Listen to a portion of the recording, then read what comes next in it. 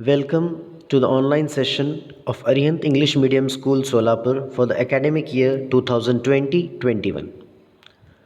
My dear students, in our last session, we had started chapter number 3, that is Effects of British Rule, in which we saw how British East India Company established in India, how they slowly and steady how they spread their administration over India, how Britishers fought war with Marathas,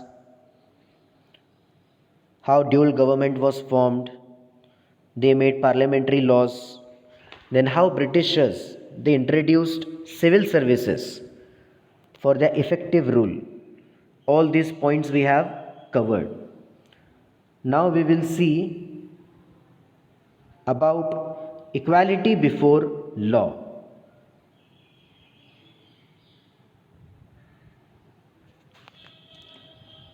In early times, law in India differed from place to place.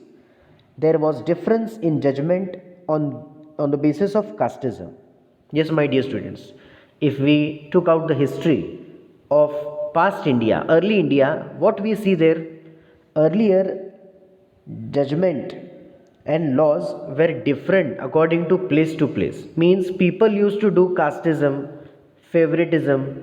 Because of this, in this way judgment used to be given, that he belongs to a higher class, he belonged to a low class. According to that judgment were given. But under the leadership of Lord Macaulay, a committee was set up to create the code of law. The Indian Penal Code was enforced all over British India with British principle of equality before law. When Britishers saw that in India this thing is happening, that is, they are giving judgment, law is there according to the caste of people, then they thought this is not good, and they tried to bring about law, that is equality of law. Law should be equal for everyone, and hence under the leadership of Lord Macaulay they brought about a code of penal code, that is a uniform code for judgment. But there were some defects in it. There were separate codes and different laws for the Europeans. New laws were difficult to be understood by common people. Legal cases became an expensive affair for the community, and the cases remained pending for years together. Though Britishers they wanted to end the injustice in India, whatever going on according to casteism, but they also did a somewhat favoritism. They made two kind of codes. For Europeans separate code was there, and for Indians separate code was there. So they were also didn't stick to their point of equality before law. And what happened because of this? Yes, judgments started differing according to the new law. And because of the legal cases, the common people which were there in India, these legal cases, legal affairs were very much expensive, and people cannot afford all these things. And although the cases were also pending for many years, so these were the defects in it, because of which people were fed up from this kind of law. Economic policies of the Britishers. Since ancient times, there were invasions in India. As we have studied the history of India, Mongolians, Turks, many you can say invasions took place. Various dynasties came here. Many invasions happened. Many invaders settled in India and were absorbed in the Indian culture. Even though they ruled here, they never made any changes in the basic Indian economic system. The Britishers were an exception. Yes, my dear students. In all the invasions, in all the invaders, what is the main difference? Before Britishers also many invaders came in India. They came here, they mixed up with our Indian culture, they ruled over us. But which thing they didn't do? That they didn't interfere in our internal matters about our, you can say, economic system, cultural system, political system. They didn't change the basic things in India. But Britishers were an exception. They came here, they ruled over us, but they started interfering in our internal matters also. England was a modern nation. Due to industrial revolution, capitalist economy prevailed. That was prove more powerful or superior. Hence, they inculcated an economic system in India which was conducive to economic system in England. Due to this, Britishers gained economic benefit, but India started facing economic exploitation. When Britishers came in India, ruled over us, at the same time what had happened in Europe? There was revolution of industrial system and many other things, because of which now Britishers and the England people, they started doing experiments on us. Whatever their machinery goods were there, they started selling in India. They forced our Indian farmers, all we have known the incident, they forced our farmers to grow indigo and various other cash crops for their own benefit, because of which they were getting a lot of benefit, but our Indian farmers, our Indian economy faced a lot of problem and economic exploitation. So this was not acceptable to our people. Land revenue policy. Before the British rule, the village economic system was self sufficient. Through agriculture and related services, the needs of the village were fulfilled in the village itself. Yes, my dear students, when Britishers didn't came in India, at that time all our villages, our Indian villages were self sufficient, dependent on themselves. Yes, for their daily, you can say economic purposes, their give and take, their markets, their economy, they were self dependent. But what happened, see, when Britishers came, land revenue was the main source of income of the state. At that time, also, land revenue, land taxes. During the pre British period, revenue was based on the type of cultivated crop. Before Britishers came in India, how we used to collect the revenue tax according to the crop, means the more cash crops, rich crops farmer used to grow, more revenue was there on that. But if cash crops are not there, basic crops are there, revenue was less. So according to the crop, the farmer was exempted from taxation in case of loss of crops. Suppose accidentally famine occurs, drought occurs, or there were floods. In those conditions, farmers were given exemption. They were given, you can say, facility that they can pay the tax afterwards, or they cannot pay the tax. Tax was free for them in those conditions. Revenue was mainly collected in the form of grains. And how the revenue was collected? Tax were collected not in cash but in grains. The farmer have to give the grains. So it was not hard for them to give their grains, because they used to grow the grains in their field and they used to give away. Even in case of late payment of tax, the farmer's land was not confiscated. And suppose if the farmers are facing problem, at that time the condition were not favorable, the climate was not favorable, there are not proper yieldings of crops, in those conditions the farmers can pay the taxes late. In such condition their land was not confiscated by the government.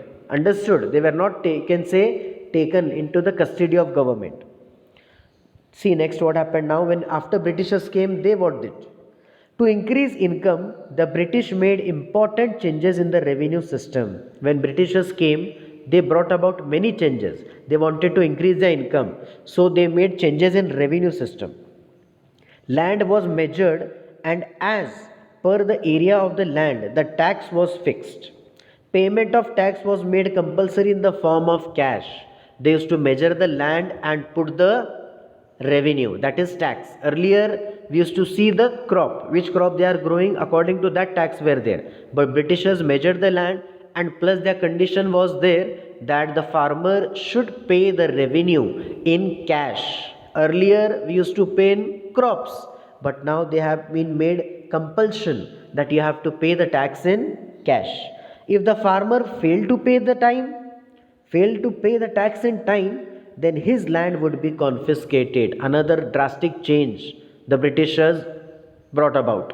What they did, if the farmer fails to pay, earlier the land used to get confiscated, but now Britishers put another serious condition term: if you fail to pay the tax, your land will be confiscated, take into custody. That is, now the rights of those land were with the Britishers now. The British system of land revenue collection differed from place to place, which led to exploitation of all farmers.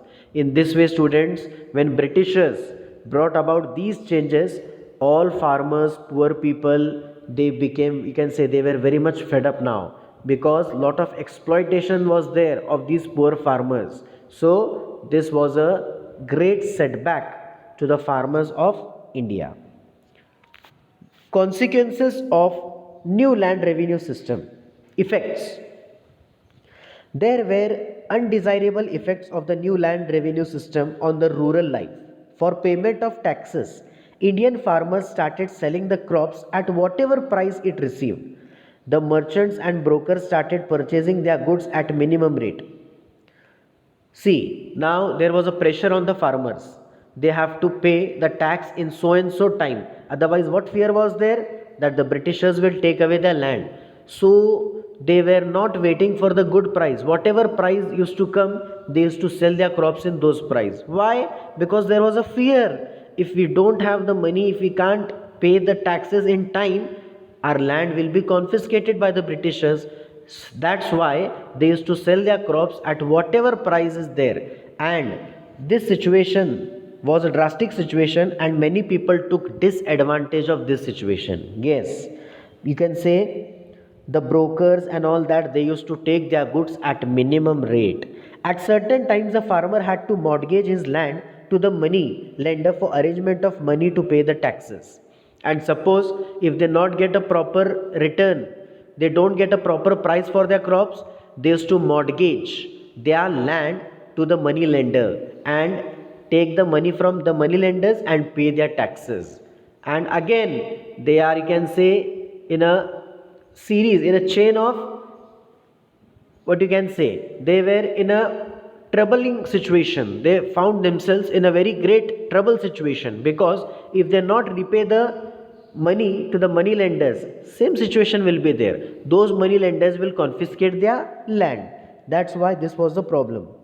Farmer became bankrupt. In case of the non repayment of loan, the farmer had to sell his land. The farmer was exploited by the government, zamindar, money lenders, and merchants. In this way, students, farmers' life became, you can say very poor, and they miserable. They faced problem in from all the ways.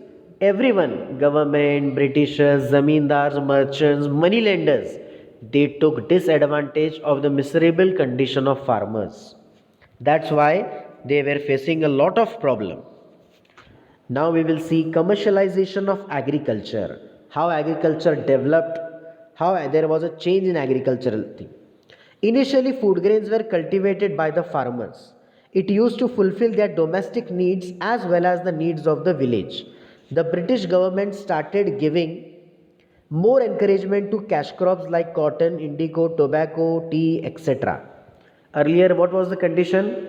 Farmer used to grow the crops, used to grow the things for their own family, and this was sufficient for their own village. But when Britishers came, they started encouraging our farmers to grow more and more cash crops, because cash crop were having a good exchange in European markets. The process of giving stress on cultivation of profit giving cash crops instead of food grain is known as commercialization of agriculture. Yes, students, means Britishers stress put pressure on our Indian farmers to grow more and more cash crops rather than our normal crops. This term, this system is only known as commercialization of agriculture. We are going to see now famine. There were great famine from 1860 to 1900. India faced great famine, but the British rulers did not take much efforts to overcome it. Similarly, not much expenditure was made on provision of water supply. Yes, my dear students, these 40 to 50 years from 1860 to 1900 were very miserable in India. Our Indian people faced famine in maximum parts of India, and Britishers didn't pay proper attention to this drastic condition of our Indian people, of our Indian citizens. Rather, they were busy in collecting revenue, taxes, filling their own pockets. This was a very drastic situation. They didn't pay attention towards the provision of water supply also. Development in transport and communication system. How there was a good development in transport and communication. What were its effects? See here. For increase in trade and convenience of administration, the British developed modern facilities like transport and communication in India. Britishers were in India, they were doing trade, administration in India. Now they thought, if we want to increase our income, if we want to increase our business, we have to make the infrastructure of India good. We have to develop them. We have to make a lot of progress. Then it will be easy for us. Hence, thinking this, they developed the transport and communication system of India so that they should also benefit it. First, their motto was their own benefit. In 1853, first railway ran on the route of Mumbai to Thane. In the same year, British started telegraph system in India. Due to it, all cities and military stations got connected to one another. Similarly, the British also started the postal system. Due to all these developments, there was a long term impact on the social life of the Indians. Due to this, there was increasing sense of unity among them.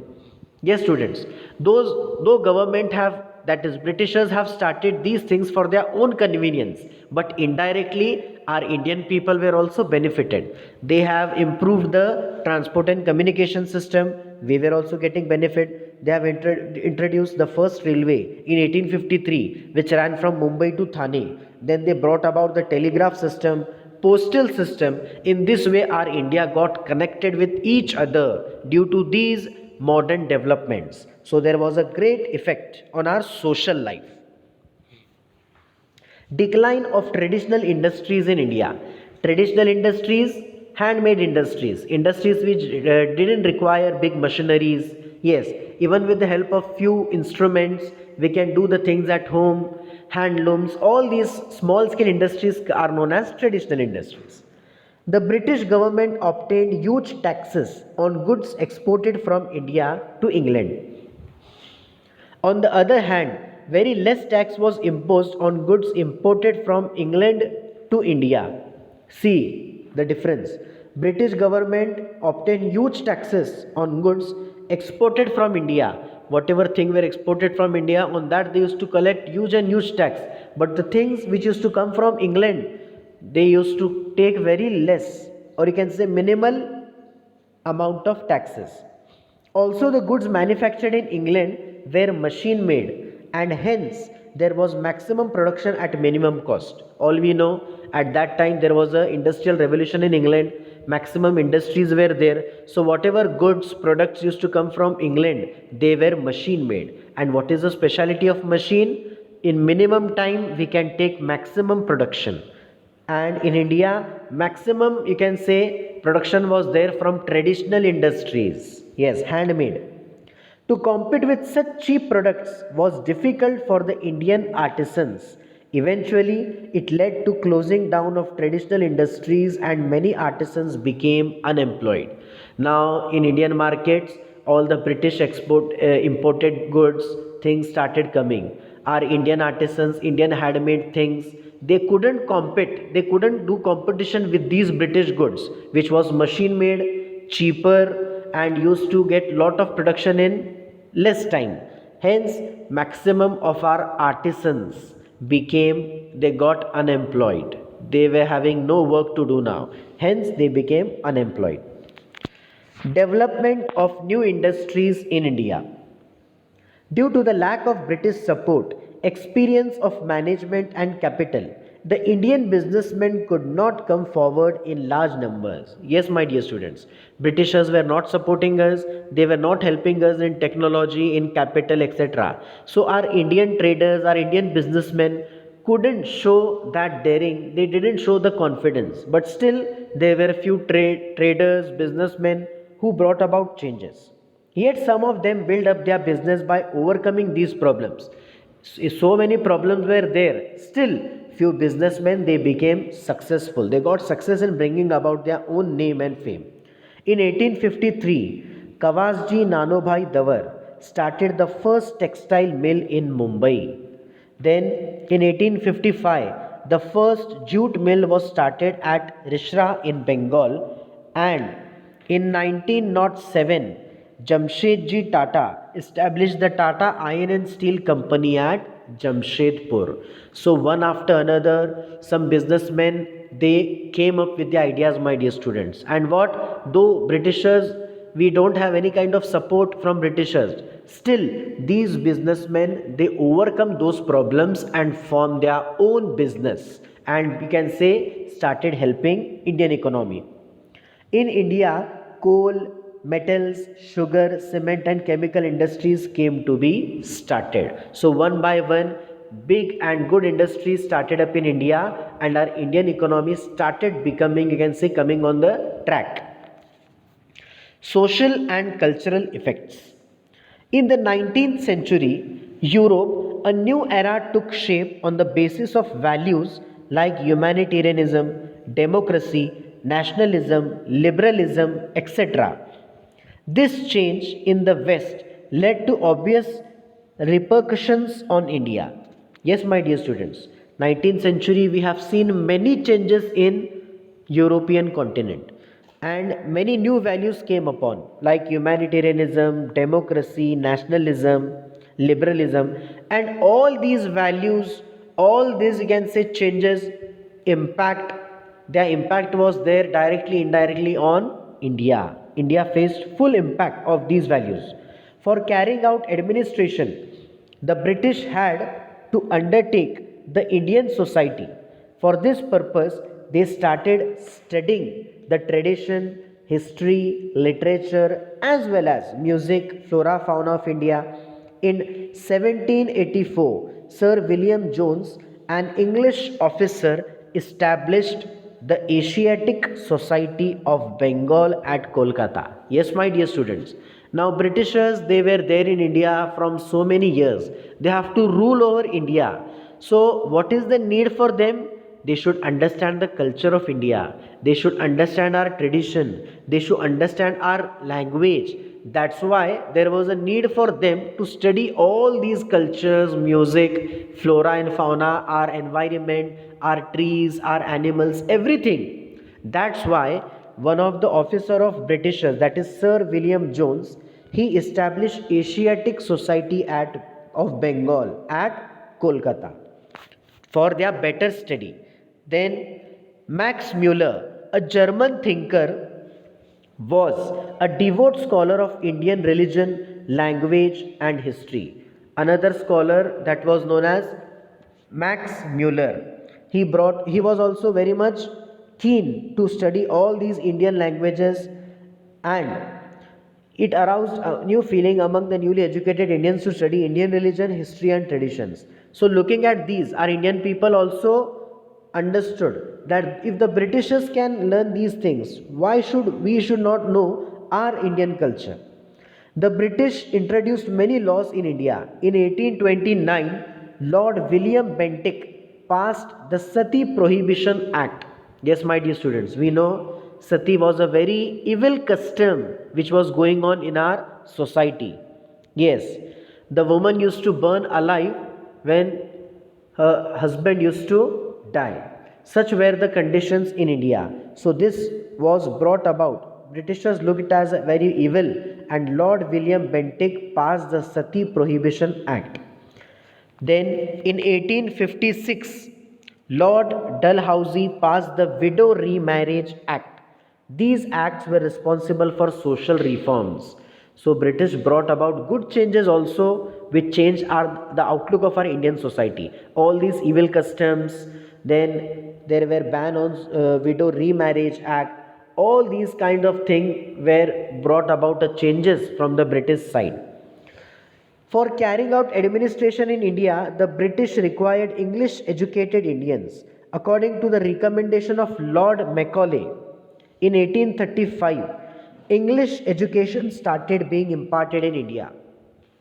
Britishers, they came to know that in India, if we want to do trade, business, Indians, we need the help of Indians also. Hence, Indians should be educated with good values, with good knowledge, with sufficient, you can say, knowledge of subjects. That's why they brought about many educational changes also. In that, the name comes of Lord Macaulay, who recommended that there should be English education started in India.